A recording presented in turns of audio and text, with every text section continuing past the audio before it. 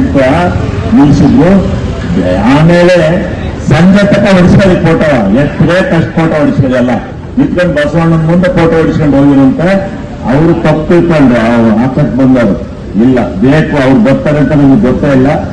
ಅವರು ಬಂದಾಗ ತೆಗೆದಿಟ್ಲಿಲ್ಲ.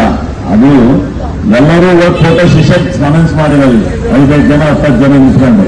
ಅಲ್ಲಿ ಫೋಟೋ ತಿರ್ಗೋದು ಇಲ್ಲಿ ಬಾಸ್ಟ್ ಕಟ್ಟಿ ಆಗುತ್ತೆ ಅಂತ ತೆಗೆದಿಟ್ಟಿದ್ರು. ನಮ್ಮ ಕಾರ್ಯಕರ್ತರು ಮುಖಂಡರು ಬಹಳ ಸಮಯೋಚಿತವಾಗಿ ಯೋಚನೆ ಮಾಡುವಂತ ಕಾರ್ಯಕರ್ತರು ಇದ್ದಾರೆ, ಇಲ್ಲಿ ಮುಖಂಡರುಗಳಿದ್ದಾರೆ.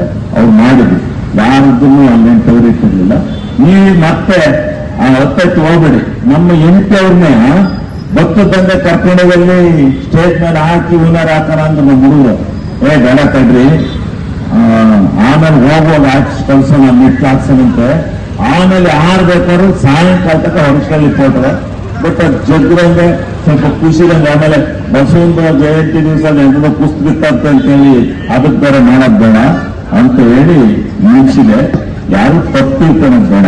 ಬಸವಣ್ಣನ ದರ್ಶನಕ್ಕೆ ಯಾರು ಅಡಚಣೆ ಮಾಡಬಾರ್ದು. ಸ್ವಲ್ಪ ಅಲ್ಲಿ ಹೋದ ನಂತರ ಹತ್ತೋದಕ್ಕೆ ಮೆಟ್ಲನ್ನು ಕೂಡ ಕಣ್ಮರೆ ಮಾಡಿ ಹತ್ತೋದಕ್ಕೆ ಅವಕಾಶನೇ ಕೊಡದೆ, ಹಂಗೂ ನಾವು ನಮ್ಮೆಲ್ಲ ಕಾರ್ಯಕರ್ತರ ಶ್ರಮದಿಂದ ಅವರ ಭುಜಬಲದಿಂದ ನಾವು ಮೇಲೆ ಹತ್ತದ ಮೇಲೆ ತಾನೇ ಮೈಕ್ ಕಿತ್ಕೊಂಡು ಹಾರ ಹಾಕಬೇಡ ಅಂತೇಳಿ, ಅಲ್ಲಾಕ್ರಿ ಇಲ್ಲಾಕ್ರಿ ಮೇಲ್ ಹಾಕ್ಬಾರ್ದು ಅಂತೇಳಿ ಈ ದರ್ಪ ಇದೆಯಲ್ಲ ಶಿವಲಿಂಗಣ್ಣ, ನಿನ್ನ ಗ್ರಾಚಾರ. ಇವತ್ತು ಬಸವ ಜಯಂತಿ ದಿನ ಇಲ್ಲಿಂದ ಪ್ರಾರಂಭ ನಿಮ್ಮ ಅವನತಿ.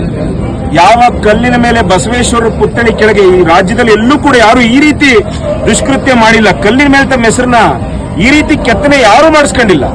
ನೀವು ಮಾಡಿಸ್ಕೊಂಡಿದ್ದೀರಾ. ಯಾರು ತಿರುಪತಿ ತಿಮ್ಮಪ್ಪನಿಗೆ ಕಿರೀಟ ಕೊಟ್ರು, ಆ ಕಿರೀಟದ ಮೇಲೆ ಅವರ ಇನ್ಷಿಯಲ್ ಹಾಕ್ಸಿರೋ ಕಾರಣಕ್ಕೆ ಅವ್ರು ಏನಾದ್ರು ಅನ್ನೋದಕ್ಕೆ ಜನ ಸಾಕ್ಷಿ ಇದ್ದಾರೆ.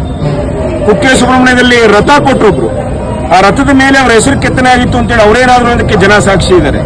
ಬಹುಶಃ ದೈವದ ನಿರ್ಣಯ ಇದೆ, ಎಲ್ಲ ಶರಣರ ನಿರ್ಣಯ ಇದೆ, ಸರ್ವ ಜನಾಂಗದ ನಿರ್ಣಯ ಇದೆ, ಎಲ್ಲ ಗುರುಸ್ವರೂಪಿ ಮಹನೀಯರ ನಿರ್ಣಯ ಇದೆ.